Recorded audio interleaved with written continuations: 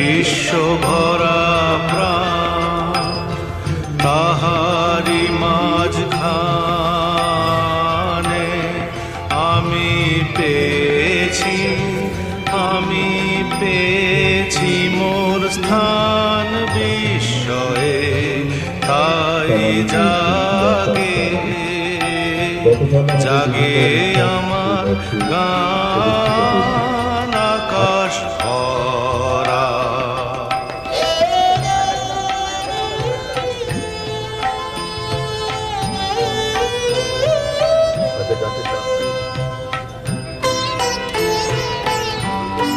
আজকের এই সাংস্কৃতিক মঞ্চের অনুষ্ঠানের শুরুতে সূচনায় তাকে আমরা স্মরণ করব তার প্রতিকৃতিতে মাল্যদানের মধ্য দিয়ে, এবং আমার নদীশ্রুতির বিভিন্ন প্রান্তে ঘুরে বেড়াচ্ছ তারা আস্তে আস্তে মঞ্চের সামনে চলে এসো।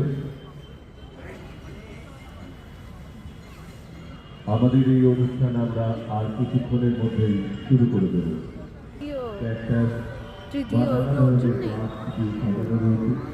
এই গাছগুলো প্রতিযোগিতা রয়েছে, ফুল আমরা দেখতে পাচ্ছি, পাঁচ রকমের ফুল দেখতে পাচ্ছি, সেই সমস্ত গাছগুলোকে সাজানো হয়েছে।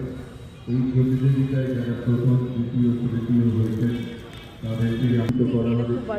এরপরে এই ফুলের গাছ থেকে আপনারা নিজেরা বাড়িতে তৈরি করতে পারেন বিভিন্ন গাছ, বিভিন্ন ফুল, সেজন্যই বিক্রি হচ্ছে নার্সারি থেকে।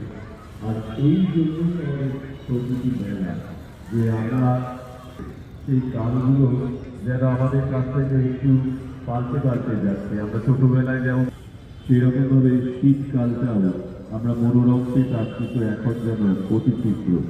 এই যে অতি বর্ষণ, অতি শীত, অতি বৃদ্ধ এবং প্রকৃতিকে রক্ষণাবেক্ষণ করা উচিত। গাছ সমস্ত সমস্যার একমাত্র কাছে যেতে আমাদের এই প্রকৃতি মেলা প্রতি বছর আমরা আয়োজন করছি। গত বছরে আমরা দীর্ঘদিন পরে শুরু করেছি, আগামী বছরগুলিতেও হবে।